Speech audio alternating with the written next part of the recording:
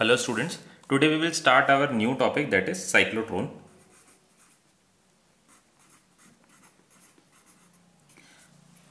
So cyclotron is a device that is used to accelerate the charged particle, and after accelerating, the charged particle acquires a very high velocity. So it is a device to produce the charged particles which have high kinetic energy and very high velocity. So in the description we can write, or we can say okay, we will write description.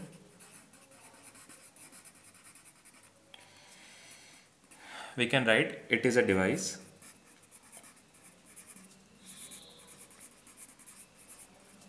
used to produce charged particles. It is a device used to produce charged particles of high kinetic energy, or we can say very high kinetic energy. The kinetic energy of the charged particles which are produced by cyclotron is very high, very high, and these charged particles are used to initiate a radioactive reaction or nuclear reaction. Okay, now we shall start about cyclotron. So first of all, I want to tell you about the construction of the cyclotron.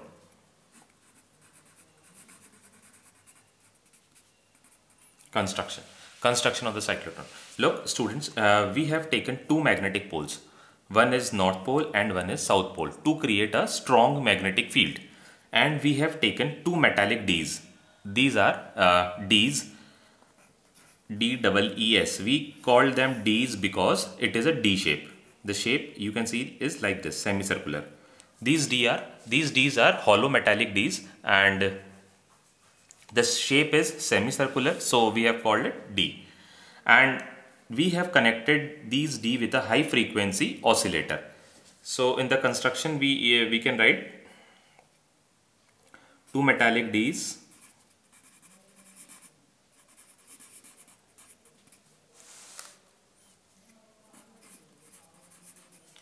D1 and D2 are connected with a high frequency oscillator.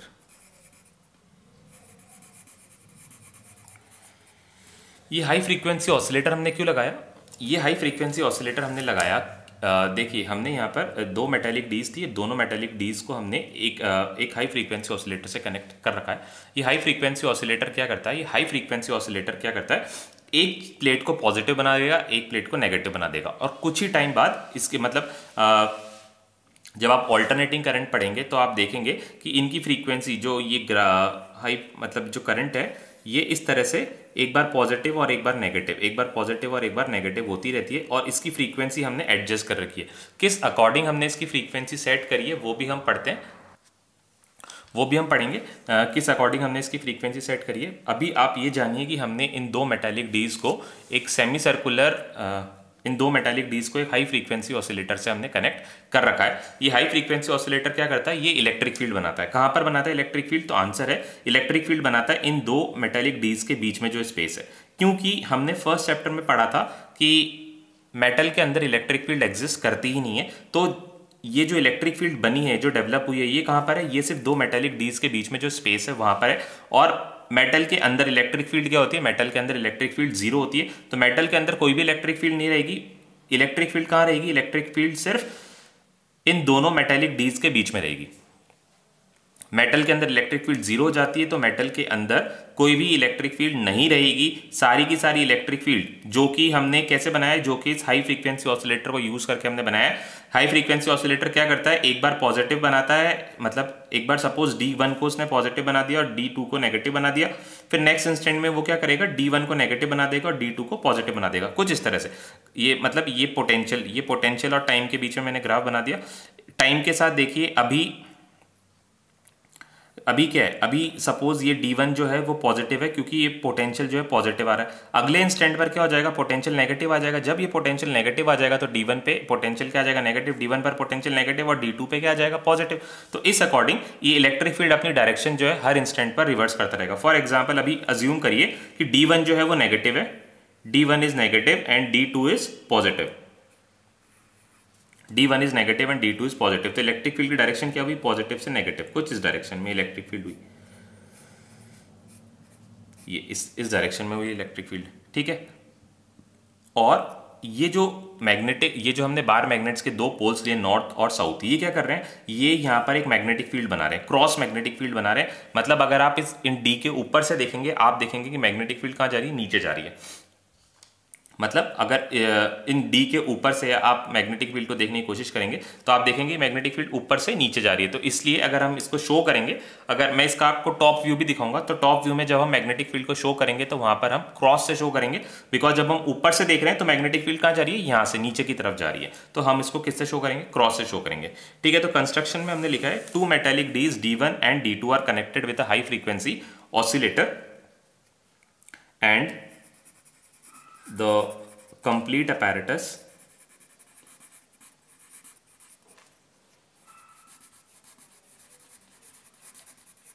is placed in a magnetic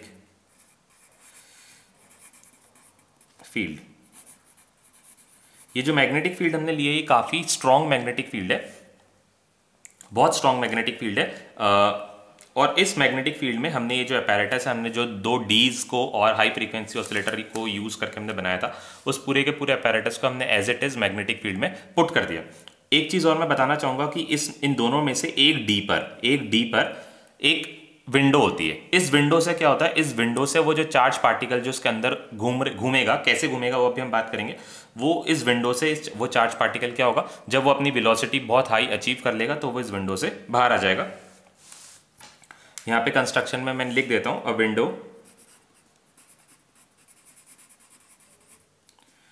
W, window को हम किससे show कर रहे हैं, W से show कर रहे हैं, डिनोट कर रहे हैं। अ window W is provided for the exit of charge particle. तो ये हमने कंस्ट्रक्शन की बात कर ली। कंस्ट्रक्शन में क्या क्या है, दो मेटेलिक डीज हैं, दो मेटेलिक डीज को हमने एक हाई फ्रीक्वेंसी ऑसिलेटर के साथ कनेक्ट कर रखा है। ये है हाई फ्रीक्वेंसी ऑसिलेटर जो कि अपनी फ्रीक्वेंसी को मतलब लगातार चेंज करता रहता है। मतलब एक बार पॉजिटिव, मतलब D1 को एक बार पॉजिटिव बना दिया तो अगले इंस्टेंट पर क्या करेगा, वो D1 को नेगेटिव बना देगा। यहाँ पे जैसे मैंने बताया, जैसे ग्राफ देखिए, अभी मानिए कि टाइम इस इंस्टेंट पर, यहाँ पर जो टाइम है, ये मानिए जो टाइम है ये 1 सेकेंड है, और ये टाइम यहां पर मानिए ये 2 सेकंड है, ठीक है। तो फर्स्ट सेकंड पर देखिए, फर्स्ट सेकंड पर पोटेंशियल की वैल्यू क्या थी, फर्स्ट सेकंड पर पोटेंशियल की वैल्यू पॉजिटिव थी।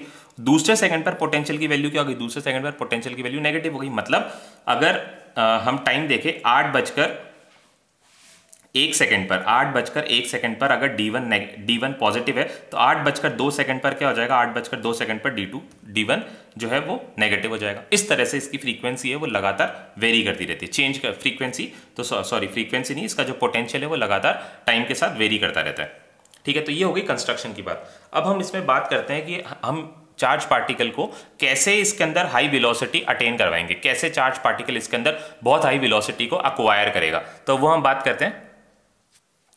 सपोज जब हमने इसको ऑब्जर्व करना स्टार्ट किया, या फिर जब हमने इस हाई फ्रीक्वेंसी ऑसिलेटर को स्टार्ट किया, इसका जब हमने स्विच ऑन किया तो हमने क्या करा, यहां पर बीच में एक चार्ज पार्टिकल रखा है। चार्ज पार्टिकल को रखने के बाद हमने इसका स्विच ऑन किया। उस इंस्टेंट पर हम अज्यूम कर लेते हैं, उस इंस्टेंट पर इसने D1 को बना रखा है नेगेटिव और D2 को बना रखा है पॉजिटिव, ठीक है। मान लो वो अभी इसने D1 को नेगेटिव बनाया, D2 को पॉजिटिव बनाया। अगले सेकंड में क्या होगा, अगले सेकंड में D1 जो है ये बन जाएगा पॉजिटिव और D2 बन जाएगा नेगेटिव। बट अभी इनिशियली हमने क्या अज्यूम किया कि जैसे हमने इसको स्विच ऑन किया तो D1 पर जो है वो नेगेटिव पोटेंशियल है और D2 पर पॉजिटिव पोटेंशियल है। D1 और D2 क्या है, डीज के नाम है। तो यहां पर एक चार्ज पार्टिकल है जब हमने, और मैंने बताया कि इन डीज के बीच में क्या है, इलेक्ट्रिक फील्ड है। डीज के अंदर इलेक्ट्रिक फील्ड नहीं है, सिर्फ बीच में, क्योंकि मेटल के अंदर इलेक्ट्रिक फील्ड एग्जिस्ट नहीं करता। तो ये जो चार्ज पार्टिकल है पॉजिटिवली चार्ज, मतलब ये जो चार्ज पार्टिकल है इस पे जो चार्ज है वो पॉजिटिव है। अब ये चार्ज पार्टिकल कहाँ जाएगा, पॉजिटिव चार्ज है तो ये, क्योंकि यहाँ पर इलेक्ट्रिक फील्ड है तो ये क्या करेगा, ये पॉजिटिव चार्ज इस नेगेटिवली चार्ज डी की तरफ अट्रैक्ट होएगा। डी की तरफ अट्रैक्ट होएगा तो इस पर लगेगा एक फोर्स, और उस फोर्स के साथ वो एक्सेलरेट होके तेजी से अंदर जाएगा। तेजी से अंदर गया, तेजी से अंदर गया, यहाँ पर ये अंदर गया। अब अंदर क्या हो, अंदर जाते ही इलेक्ट्रिक फील्ड हो गई जीरो। अंदर जाते ही इलेक्ट्रिक फील्ड जीरो हो गई, क्योंकि मेटालिक डीज के अंदर, मेटालिक हमने बात करी थी कि मेटल के अंदर इलेक्ट्रिक फील्ड एग्जिस्ट नहीं करती है। तो अंदर जाते ही जब इलेक्ट्रिक फील्ड जीरो हो गई, बट मैग्नेटिक फील्ड तो एग्जिस्ट कर रही है। मैग्नेटिक फील्ड अगर एग्जिस्ट कर रही है तो मैग्नेटिक फील्ड क्या करती है, देखिए चार्ज पार्टिकल की वेलोसिटी का है, वेलोसिटी है, वेलोसिटी की डायरेक्शन है टुवर्ड्स पॉजिटिव एक्स एक्सिस, और मैग्नेटिक फील्ड का है, मैग्नेटिक फील्ड है टुवर्ड्स नेगेटिव जेड डायरेक्शन। अब आप यहां पर Fleming left hand rule apply करो।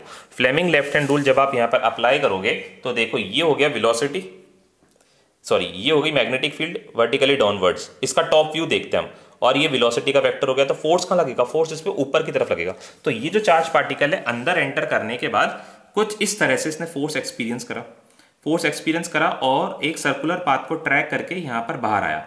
बाहर आते ही यहां पर इसको कौन मिला, बाहर आते ही इसको मिली यहां पर इलेक्ट्रिक फील्ड। जैसे ही ये बाहर आया, हमने इस ऑसिलेटर की फ्रीक्वेंसी को इस तरह से सेट कर रखा है, जैसे हम क्या कर सकते हैं, हमें पता है कि इस मैग्नेटिक फील्ड का मैग्नीट्यूड कितना है, हमें बी की वैल्यू पता है, बी की वैल्यू हमें पता है, और हमें चार्ज पार्टिकल जो हमने लिया है उस चार्ज का मैग्नीट्यूड भी हमें पता है। तो हमने क्या करा, इसका टाइम पीरियड निकाल लिया। टाइम पीरियड हमने कल क्या पढ़ा था, time period of the charge particle in magnetic field वो था 2 पाई m अपॉन क्यूबी, यही पढ़ा था हमने टाइम पीरियड कल, ठीक है। तो इस चीज को यूज करके हमने इसका टाइम पीरियड कैलकुलेट कर लिया, हमने टाइम पीरियड निकाल लिया। अब इस टाइम पीरियड के हिसाब से ही हमने इस ऑसिलेटर की फ्रीक्वेंसी को ऐसे सेट कर दिया कि इतने टाइम में, जितने टाइम में चार्ज पार्टिकल बाहर आ रहा है उतने टाइम के अंदर इसको अपनी फ्रीक्वेंसी को स्विच करना है। स्विच करना है मतलब यहां पर अभी D1 क्या था, नेगेटिव था। जैसे ये बाहर आ गया, जैसे ये बाहर आया D1 बन गया पॉजिटिव, D1 क्या बना, D1 बना पॉजिटिव, और D2 बन गया नेगेटिव, ठीक है। अब ये चार्ज पार्टिकल यहां से बाहर आया, बाहर आकर जैसे ये बाहर आया तो D1 तो बन गया पॉजिटिव, तो ये क्या करेगा, इस पॉजिटिव चार्ज को रिपेल करेगा, और ये D2 इसको अट्रैक्ट करेगा। तो ये एक ज्यादा फोर्स के साथ D2 के अंदर जाएगा और एक बड़ा सर्कल बनाएगा जो ये पहले बना रहा था, ठीक है। फिर क्या होगा, फिर ये बाहर आएगा, और जैसे ये बाहर आया, हमने टाइम पीरियड हमने क्या कर रखा है, इसका सेट कर रखा है, इस तरह सेट कर रखा है कि जितने टाइम में ये सर्कल बना के बाहर आएगा, जितने टाइम में सर्कल बनाकर बाहर आएगा उतने टाइम में ये ऑसिलेटर अपनी फ्रीक्वेंसी को बदल लेगा। मान लीजिए ये 1 सेकंड में बाहर आ गया, बड़ा सर्कल बनाया। इस बार आप देखिए इसने एक बड़ा सर्कल बनाया, बट हमने कल क्या पढ़ा था कि टाइम पीरियड रेडियस और वेलोसिटी के इंडिपेंडेंट होता है। ये मैं कल आपको बार बार सिखा रहा था कि टाइम पीरियड रेडियस और वेलोसिटी के इंडिपेंडेंट होता है, ठीक है। तो अभी ये बड़ा सर्कल बनाया, या कितनी ही तेज वेलोसिटी से एंटर करे उससे हमें कोई मतलब नहीं है। ये इस जगह पर इस D को छोड़कर सेम टाइम पे बाहर आएगा, हमेशा सेम टाइम पर बाहर आएगा, चाहे कितना ही बड़ा ही सर्कल बना ले या कितना ही तेज ये अंदर रोटेट करे, बट ये हमेशा सेम टाइम पीरियड पर बाहर आएगा, क्योंकि टाइम पीरियड डिपेंड कर रहा है सिर्फ 2 पाई m, मतलब mass of the charge particle, charge of the charge particle and magnetic field पर। ये रेडियस और वेलोसिटी पर डिपेंड नहीं कर रहा है। तो मान लीजिए ये वापस से 1 सेकंड बाद बाहर आ गया, 1 सेकंड बाद बाहर आ गया, और उस 1 सेकंड में क्या हुआ, 1 सेकंड में इसने अपनी फ्रीक्वेंसी को पोटेंशियल को वापस से स्विच कर लिया। पोटेंशियल को स्विच कर लिया, अब D1 क्या बनेगा, अब ये बनेगा नेगेटिव, पहले की तरह नेगेटिव बन जाएगा, और D2 बन जाएगा पॉजिटिव। तो ये रिपेल करेगा इसको, और ये पहले के मुकाबले एक बड़ा सर्कल बनाएगा। बड़ा सर्कल बना के ये एंटर करा, और इसने एक बड़ा सर्कल ट्रेस करा और वापस बाहर आया। इस टाइम पर जैसे ही बाहर आएगा तो क्या कर लेंगे, ये अपनी पोटेंशियल को, ये अपने पोलैरिटीज को वापस से स्विच कर लेंगे। पोलैरिटीज को स्विच कर लेंगे तो ये वापस से एक बड़ा सर्कल बनाएगा। तो इस तरह से ये चार्ज पार्टिकल धीरे धीरे बड़ा सर्कल बनाता जा रहा है। अब देखिए थोड़ा सा दिमाग आप लगाइए कि अगर ये बड़ा सर्कल बना रहा है और सेम टाइम पीरियड पर इधर वापस आ रहा है, तो इसका मतलब क्या है, इसकी वेलोसिटी बढ़ते जा रही है, तभी तो ये सेम टाइम पीरियड पर वापस आएगा। मतलब एक चार्ज पार्टिकल है जिसने यहाँ पर 1 सेंटीमीटर रेडियस का सर्कल बनाया था और 1 सेकंड में बाहर आ गया, और ये है जिसने 10 सेंटीमीटर का रेडियस बनाया, 1 सेकंड में बाहर आ गया, तो ये कैसे कर सकता है? अपनी वेलोसिटी को ऑब्वियसली बढ़ा रहा होगा। तो इसने अपनी ये लगातार हर बार जैसे जैसे ये बाहर आता है, हर बार इस पर क्या लगता है? इलेक्ट्रिक फील्ड एक पुश लगाता है, एक पुश लगाता है, और उस पुश और पुल की वजह से क्या होता है? इस पुश और पुल की वजह से चार्ज पार्टिकल की वेलोसिटी जो है वो बढ़ जाती है, और ये बढ़ते बढ़ते इसकी वेलोसिटी इतनी ज्यादा हो जाती है कि एक टाइम के बाद जाके ये डी के पेरिफेरल से या डी का जो सरफेस होता है उससे टकराता है, और हमने यहाँ पर क्या बना रखी है? यहाँ पे हमने एक विंडो बना रखी है, इस विंडो से ये चार्ज पार्टिकल बाहर निकल कर आ जाता है। फिर बाहर इसको मिलता है कोई रेडियो एक्टिव मटीरियल। जब ये चार्ज पार्टिकल जाके उस रेडियो एक्टिव मटीरियल को, सपोज यूरेनियम 235 है, यूरेनियम 235 के न्यूक्लियस को हिट करेगा, तो उसको वो डिस्टर्ब कर देगा, उसको वो डिस्टर्ब कर देगा, और वो न्यूक्लियस जो है वो टूट जाएगा और न्यूक्लियर रिएक्शंस होने लगेंगे। इसको हम ज्यादा अच्छे से न्यूक्लियर रिएक्शंस को हम 13 चैप्टर में पढ़ेंगे। अभी मैं आपको ये बता रहा हूं कि ये न्यूक्लियर रिएक्शंस में साइक्लोट्रॉन कैसे काम आता है, ठीक है। तो अभी तक आपको ये समझ में आ गया होगा कि ये चार्ज पार्टिकल हाई वेलोसिटी कैसे अटेन कर रहा है, और हाई वेलोसिटी अटेन करने के बाद जो सबसे खास बात है कि टाइम पीरियड वेलोसिटी और रेडियस पर डिपेंड नहीं कर रही है। तो हर बार सेम टाइम के बाद ये बाहर आ रहा है, चाहे कितना ही इसकी वेलोसिटी हो, चाहे कितनी इसकी रेडियस हो, बाहर आने का टाइम हमेशा क्या है? सेम। और उसी टाइम में क्या है? उतने ही टाइम में इस पोलैरिटी को भी चेंज होना है। मतलब ये जो हाई फ्रीक्वेंसी ऑसिलेटर हमने लगा रखा है, ये उतने ही टाइम में क्या होता है? उतने टाइम बाद अपनी पोलैरिटी को चेंज कर लेता है। मान लीजिए शुरुआत में D1 नेगेटिव था और D2 पॉजिटिव था, तो 1 सेकंड के बाद अगर टाइम चार्ज पार्टिकल का टाइम हमने पहले निकाल लिया था कि हमने देखा था कि 1 सेकंड बाद बाहर आ रहा है, तो हमने इसको फ्रीक्वेंसी को इस तरह से सेट किया कि 1 सेकंड बाद D1 को क्या हो जाना है? D1 को पॉजिटिव हो जाना है, D2 को नेगेटिव हो जाना है। शुरू में D1 क्या था? नेगेटिव, और D2 क्या था? पॉजिटिव। 1 सेकंड बाद D1 क्या हो गया? पॉजिटिव, और D2 क्या हो गया? नेगेटिव। तो जैसे ये अपनी पोलैरिटीज चेंज करी, और ये चार्ज पार्टिकल देखो शुरुआत में यहाँ जाके बाहर आया, जैसे ये बाहर आया ये बन गया पॉजिटिव, और ये भी क्या था? पॉजिटिव। तो पॉजिटिव ने पॉजिटिव को रिपेल किया और नेगेटिव ने उसको अट्रैक्ट किया, तो ये अंदर गया एक ज्यादा फोर्स के साथ। जैसे ज्यादा फोर्स के साथ अंदर गया तो इसकी वेलोसिटी बढ़ गई। अब ज्यादा वेलोसिटी होगी तो रेडियस क्या होता है? R is equals to mv upon q B. Charge मतलब चार्ज और मैग्नेटिक फील्ड तो कांस्टेंट है। चार्ज और मैग्नेटिक फील्ड अगर कांस्टेंट है, मास भी कांस्टेंट है, अगर वेलोसिटी बढ़ गई तो रेडियस बढ़ जाएगा। रेडियस बढ़ जाएगा तो इसने एक बड़ा सर्कल बनाया। बड़ा सर्कल बना के जैसे ये बाहर आया उसी टाइम पर क्या हो गया? ये इन्होंने अपनी पोलैरिटी वापस बदल ली। D1 क्या बन गया? D2 बन गया पॉजिटिव और D1 बन गया नेगेटिव। तो इसने इसको अट्रैक्ट करा और इसने इसको रिपेल करा, और ये ज्यादा फोर्स के साथ अंदर गया, ज्यादा फोर्स के साथ अंदर गया, वापस से ज्यादा वेलोसिटी, तो पहले के मुकाबले इसका रेडियस और ज्यादा बड़ा हो गया। तो धीरे धीरे करते करते इसका रेडियस बड़ा होता गया, और एक टाइम पे आके इसने डी की जो बाउंड्री थी उसको हिट करा, और उसमें इसको कौन कौन मिला? ये विंडो मिली, और विंडो से चार्ज पार्टिकल काफी हाई वेलोसिटी के साथ बाहर आ गया। ठीक है, अब हमने क्या लिख लिया? हमने डिस्क्रिप्शन और कंस्ट्रक्शन लिख लिया। इसका डिस्क्रिप्शन में हमने लिखा है कि it is a device used to produce charge particles of high kinetic energy. काफी ज्यादा हाई काइनेटिक एनर्जी के चार्ज पार्टिकल्स ये प्रोड्यूस करता है। उन चार्ज पार्टिकल्स को हम यूज करते हैं न्यूक्लियर रिएक्शंस में, न्यूक्लियर रिएक्शंस को इनिशिएट करवाने में। न्यूक्लियर रिएक्शन के बारे में जब आप पढ़ोगे तो आपको ये बताया जाएगा कि न्यूक्लियर रिएक्शन शुरू करने के लिए हमें चाहिए एक ऐसा चार्ज पार्टिकल जिसके पास बहुत ज्यादा काइनेटिक एनर्जी हो, और जब ऐसा चार्ज पार्टिकल न्यूक्लियस को आके हिट करता है तो वो उस न्यूक्लियस को तोड़ देता है और न्यूक्लियर रिएक्शन स्टार्ट हो जाती है। ठीक है, तो ये डिस्क्रिप्शन में हो गया। कंस्ट्रक्शन में मैंने आपको बता दिया कि हमने 2 मेटालिक डीज लिए, 2 मेटालिक डीज और 2 स्ट्रॉन्ग मैग्नेट के पोल्स, एक नॉर्थ एक साउथ, 2 स्ट्रॉन्ग मैग्नेट के पोल्स, एक नॉर्थ और एक साउथ, और हमने लिया एक हाई फ्रीक्वेंसी ऑसिलेटर, और डी पेयर हमने बनाया एक विंडो जहां से चार्ज पार्टिकल बाहर आएगा। तो ये हो गई डिस्क्रिप्शन की बात और डिस्क्रिप्शन और कंस्ट्रक्शन की बात। अब हम पढ़ते हैं इसका प्रिंसिपल। प्रिंसिपल क्या है? प्रिंसिपल नोट करें इसका principal.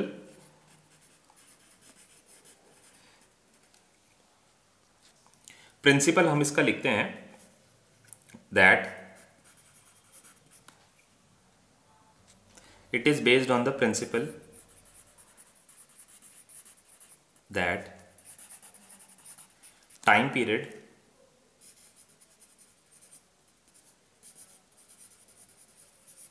of rotation of charge particle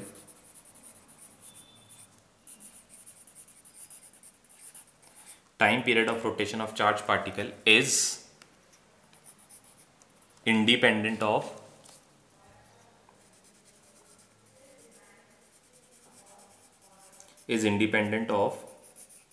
velocity and radius. ये इसका प्रिंसिपल हो गया। प्रिंसिपल क्या हो गया?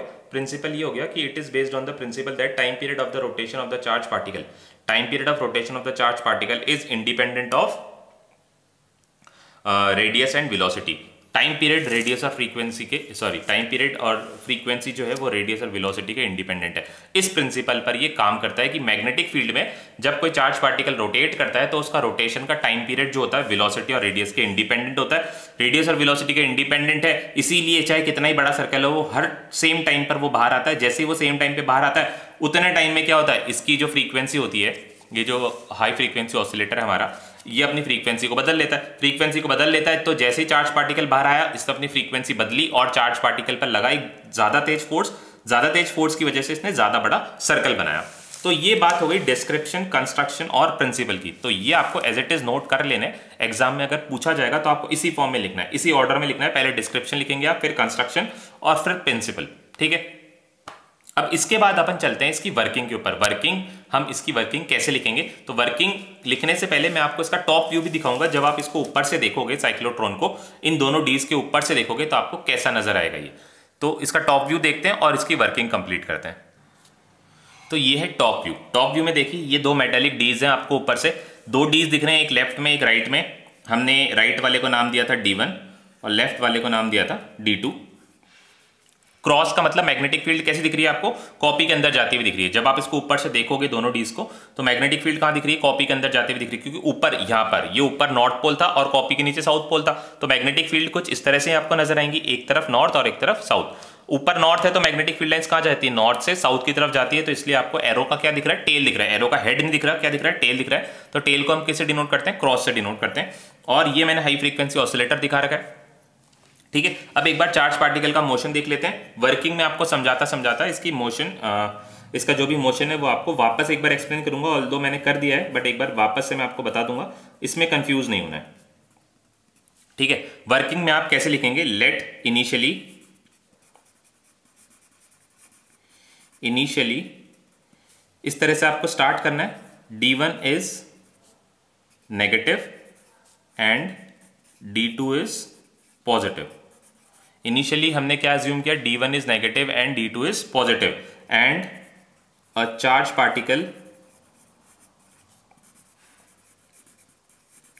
is placed between the two D's. Between the two D's. ठीक है, यहां तक हमने इसको स्विच ऑन कर दिया। चार्ज पार्टिकल कहां रखा हुआ था? दोनों डीज के बीच में रखा हुआ था। स्विच ऑन जैसे हमने किया उस टाइम पर क्या है? D1 नेगेटिव है और D2 कैसा है? पॉजिटिव है। तो ये एक फोर्स एक्सपीरियंस करेगा, चार्ज पार्टिकल जो है ये एक फोर्स एक्सपीरियंस करेगा और फोर्स एक्सपीरियंस करके ये कहां एंटर करेगा? D1 में एंटर करेगा। ठीक है, the charge particle is placed between the two dees due to presence of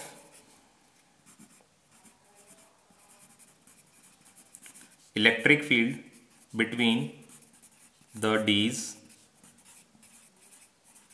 the charge particle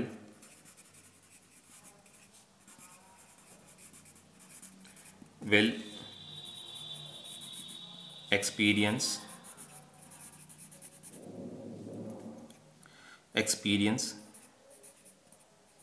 a force and enters, कहां पर एंटर करेगा ये? Enters into D1, enters into D1 में एंटर कर गया charge particle. Now inside D1 there is no electric field but only magnetic field.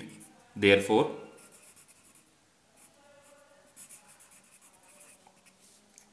the charge particle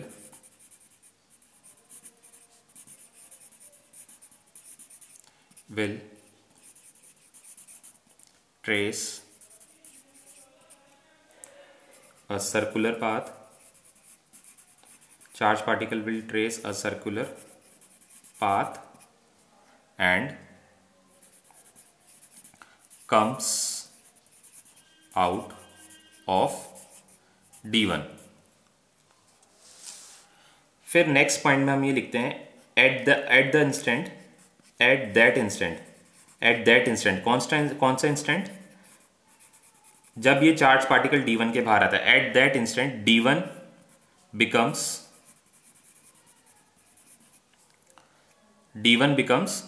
पहले D1 क्या था, D1 नेगेटिव था, अब D1 क्या हो गया, D1 becomes positive and D2 becomes negative. ये कैसे D1 और D2 पॉजिटिव नेगेटिव हो गए, क्योंकि हमने ये हाई फ्रीक्वेंसी ऑसिलेटर की हाई फ्रीक्वेंसी जो ऑसिलेटर था उसकी फ्रीक्वेंसी को हमने इसी तरह से एडजस्ट कर रखा था कि जैसे ही चार्ज पार्टिकल बाहर आना है उतने ही टाइम पीरियड में इसको अपनी पोलैरिटी को स्विच करना है। At that instant D1 becomes positive and D2 becomes negative because the frequency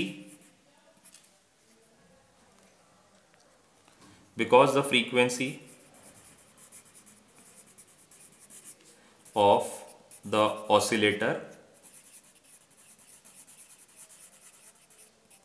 and charge particle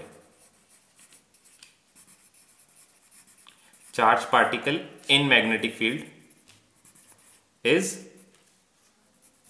synchronized। हमने इन दोनों की फ्रीक्वेंसी को सिंक्रोनाइज कर रखा था, इसीलिए जिस इंस्टेंट पर वो चार्ज पार्टिकल बाहर आया उतने ही टाइम में क्या हो गया, D1 और D2 ने अपनी पोलैरिटीज को बदल लिया। जैसे ही D1 और D2 ने अपनी पोलैरिटीज को बदल लिया तो क्या होगा, जैसे D1 और D2 ने अपनी पोलैरिटीज को बदल लिया तो charge particle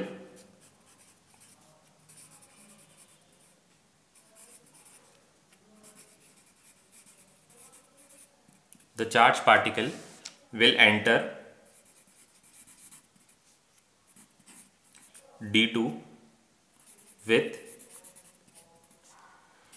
high velocity due to the presence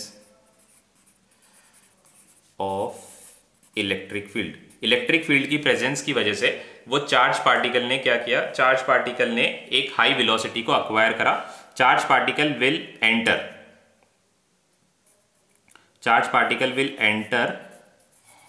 D2 with high velocity due to the presence of electric field in the space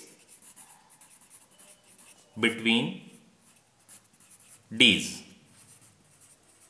उन D's के बीच में जो स्पेस थी उस स्पेस में इलेक्ट्रिक फील्ड थी, उस इलेक्ट्रिक फील्ड की वजह से चार्ज पार्टिकल ने एक हायर वेलोसिटी एक्वायर कर ली। हायर वेलोसिटी क्यों एक्वायर कर ली, क्योंकि इलेक्ट्रिक फील्ड ने क्या लगाया, उस पर फोर्स लगाया। And enters D2 with higher velocity and traces a larger circle। ठीक है, in this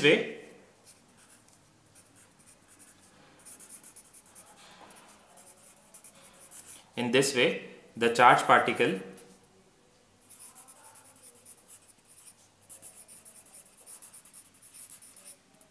traces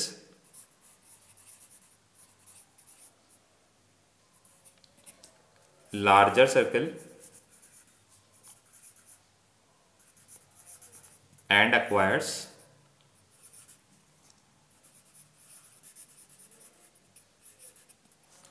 higher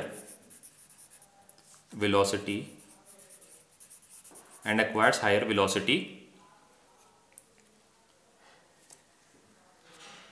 ये देखिए क्या लिखा है हमने नेक्स्ट पॉइंट में, in this way the charge particle traces a larger circle and acquires a higher velocity every time it comes out of the D. ठीक है, the charge particle will acquire a higher velocity and traces a larger circle every time it comes between the D's and finally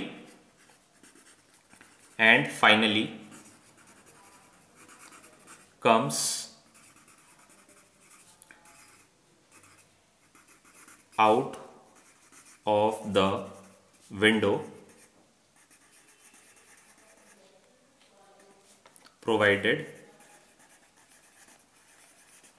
and finally comes out of the window provided in one of the D's with very high velocity। तो ये हो गई cyclotron की working. Cyclotron की working मैंने आपको बता दी कि लगातार जैसे जैसे चार्ज पार्टिकल उस डी के दोनों डीज के बीच में आता है उसकी वेलोसिटी इंक्रीज होती जाती है और फाइनली बढ़ते बढ़ते बढ़ते उसकी वेलोसिटी इतनी ज्यादा हो जाती है कि वो एक टाइम पे जाके डी के सर्कमफेरेंस को हिट करता है और सर्कमफेरेंस को जैसे वो हिट करता है उसको कौन मिलती है, उसको मिलती है विंडो, और उस विंडो से वो चार्ज पार्टिकल बाहर आ जाता है और फिर हम उसको इस तरह से टारगेट करते हैं कि जाके वो रेडियो एक्टिव मटीरियल को हिट कर जाए। अब हमने क्या क्या लिख लिया, हमने इसका डिस्क्रिप्शन लिख लिया, कंस्ट्रक्शन लिख लिया और हमने इसकी वर्किंग भी लिख ली। ये क्वेश्चन आता है 5 मार्क्स का, हमने डायग्राम भी बना दिया। तो अब 5 मार्क के क्वेश्चन में आपको मिलेंगे यहां तक लिखने के सिर्फ 3.5 मार्क्स। क्यों 3.5 मार्क्स? क्यों? क्योंकि अभी हमने सिर्फ क्वालिटेटिव एनालिसिस किया है, क्वांटिटेटिवली तो हमने बताया नहीं। तो वर्किंग में ये लिखना बहुत इंपॉर्टेंट है कि इसका क्वांटिटेटिव एनालिसिस करना बहुत ज्यादा जरूरी है। तो जब चार्ज पार्टिकल मैग्नेटिक फील्ड में एंटर होता है उस टाइम पे क्या होता है, in the D's when charge particle traces a circular path, charge particle traces a circular path, it experiences only magnetic, it experiences only magnetic field. तो इस टाइम पर क्या होगा, जो मैग्नेटिक फोर्स होगा, मैग्नेटिक फील्ड की वजह से फोर्स लग रहा होगा वो किसके इक्वल होगा, सेंट्रीपिटल फोर्स के इक्वल होगा। ठीक है, तो मैग्नेटिक फील्ड की लगने वाला, मैग्नेटिक फील्ड की वजह से लगने वाला फोर्स होगा QVB और सेंट्रीपिटल फोर्स कितना है mv²। ठीक है, तो यहां पर mv²/r, तो यहां पर r की वैल्यू हमने निकाल ली, जो रेडियस बनाएगा वो mv/qb। और वेलोसिटी का एक्सप्रेशन हमने कैलकुलेट करा, यहाँ पर वेलोसिटी आ गया, वेलोसिटी की वैल्यू आ जाएगी QBr/m। ठीक है, ये वेलोसिटी का एक्सप्रेशन आ गया, ये वेलोसिटी का एक्सप्रेशन आ गया। टाइम पीरियड का एक्सप्रेशन कैसे होगा, टाइम पीरियड का एक्सप्रेशन निकालने के लिए हमने क्या करा था, टाइम पीरियड का एक्सप्रेशन निकालने के लिए हमने करा था v को r ओमेगा से डिनोट किया था। ठीक है, और यहां से टाइम पीरियड हमने कैलकुलेट किया था। तो v को हम लिखते हैं एक बार r ओमेगा और टाइम पीरियड कैलकुलेट करते हैं।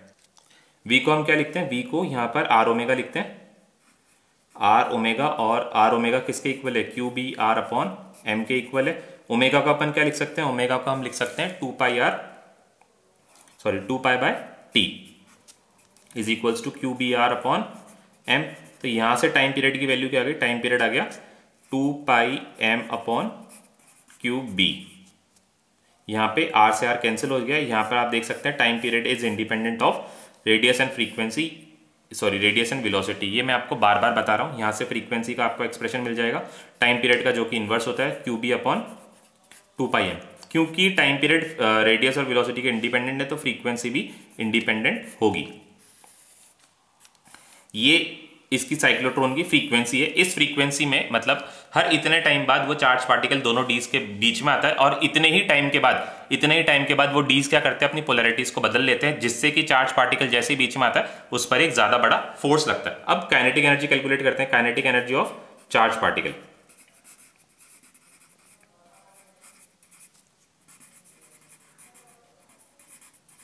Kinetic energy of charge particle, तो हमने पढ़ा था काइनेटिक एनर्जी क्या होता है, काइनेटिक एनर्जी होता है ke is equals to half mv²।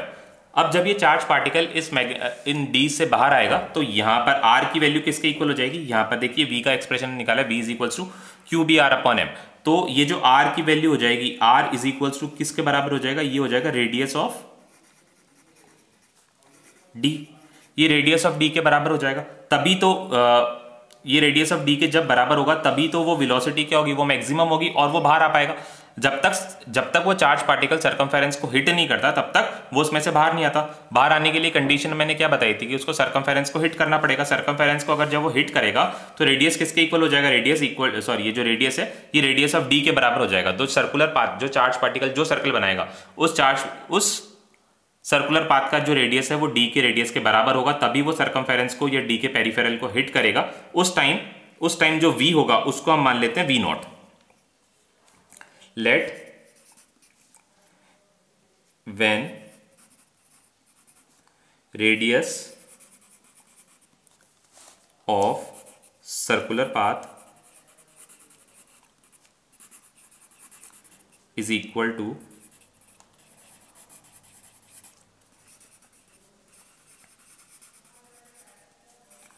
Radius of D, v is equals to v not.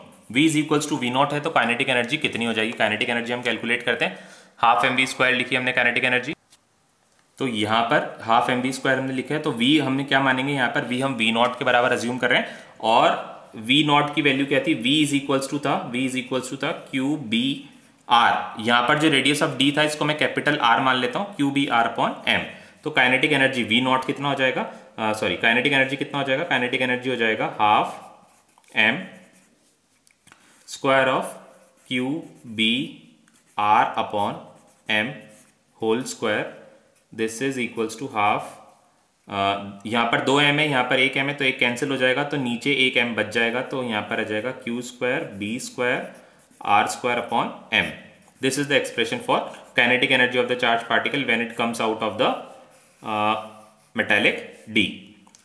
ये चार्ज पार्टिकल की वेलोसिटी इतनी ज़्यादा होती है, ये चार्ज पार्टिकल की वेलोसिटी इतनी ज़्यादा होती है कि ये एक न्यूक्लियस को, यूरेनियम 235 के न्यूक्लियस को तोड़ने में, मतलब तोड़ने की पूरी कैपेसिटी रखता है।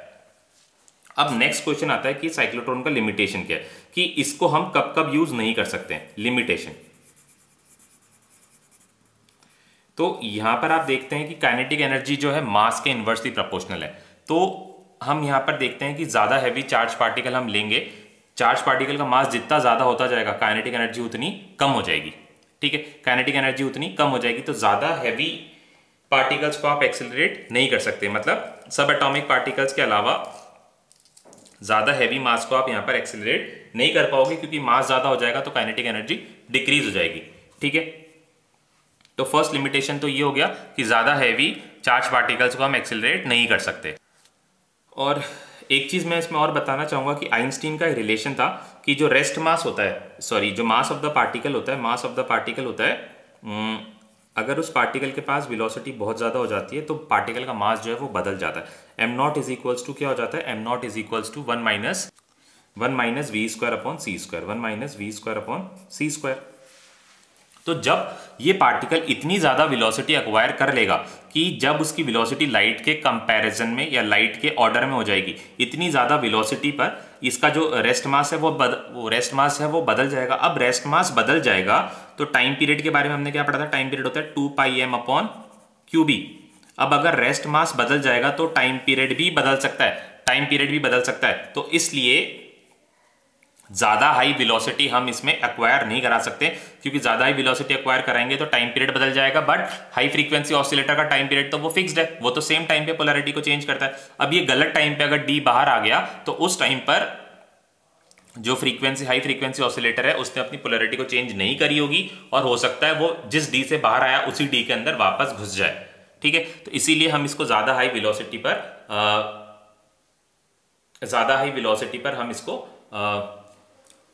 वेलोसिटी को नहीं प्रोवाइड करवा सकते हैं।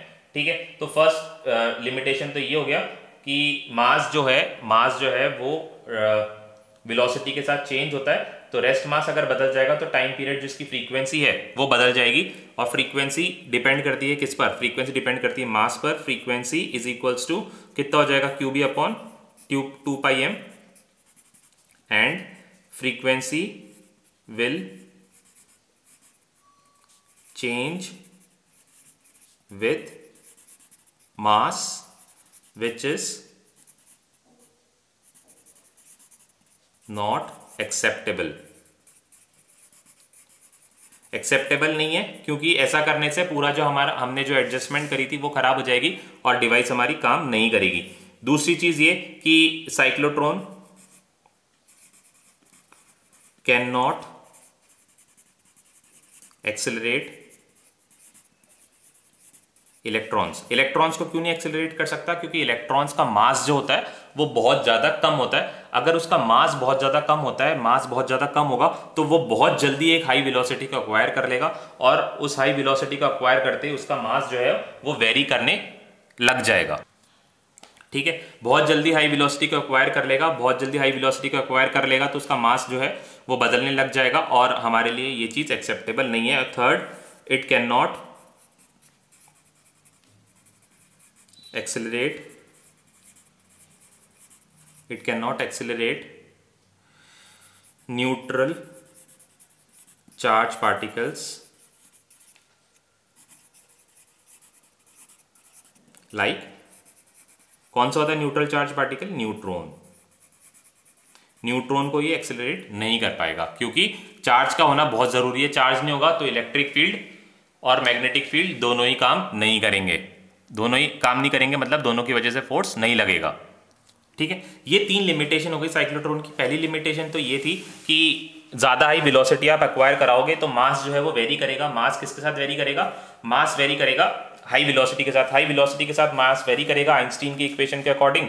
तो मास अगर वेरी कर जाएगा तो फ्रीक्वेंसी वेरी कर जाएगी, फ्रीक्वेंसी वेरी कर जाएगी तो हमारा सिस्टम जो हमने सेट करा था हाई फ्रीक्वेंसी ऑसिलेटर का और रोटेशन ऑफ चार्ज पार्टिकल का, वो पूरा सिस्टम जो है खराब हो जाएगा। तो इसलिए ये एक्सेप्टेबल हमारे लिए नहीं है। इलेक्ट्रॉन्स को हम क्यों नहीं कर सकते? क्योंकि इलेक्ट्रॉन्स का मास बहुत कम है। अगर इसका मास बहुत कम है तो ये बहुत ज़्यादा हाई वेलोसिटीज को एक्वायर करता है। हाई वेलोसिटीज को एक्वायर करेगा, हम उसको कंट्रोल नहीं कर पाएंगे।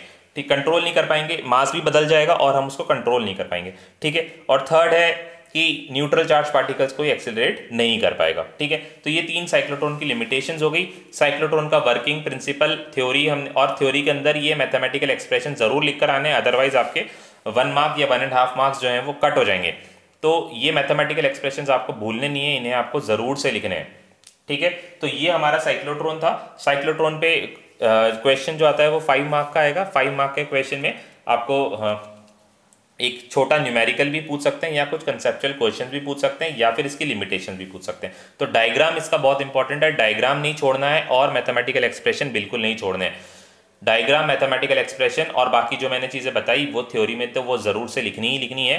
बाकी डायग्राम और मैथमेटिकल एक्सप्रेशन छोड़ देंगे तो आपके एक बहुत बड़ा फ्रैक्शन मार्क्स का कट हो जाएगा। ठीक है, तो साइक्लोट्रॉन में आज हम इतना ही करते हैं। कल हम नेक्स्ट टॉपिक स्टार्ट करेंगे। नेक्स्ट टॉपिक में हम देखेंगे कि force on a current carrying conductor. तो आज हम इतना ही करते हैं। साइक्लोट्रॉन मेरे हिसाब से अब सारे बच्चों को क्लियर हो गया होगा कि साइक्लोट्रॉन किस तरह से वर्क करता है। कल हम पढ़ेंगे force on a current carrying conductor.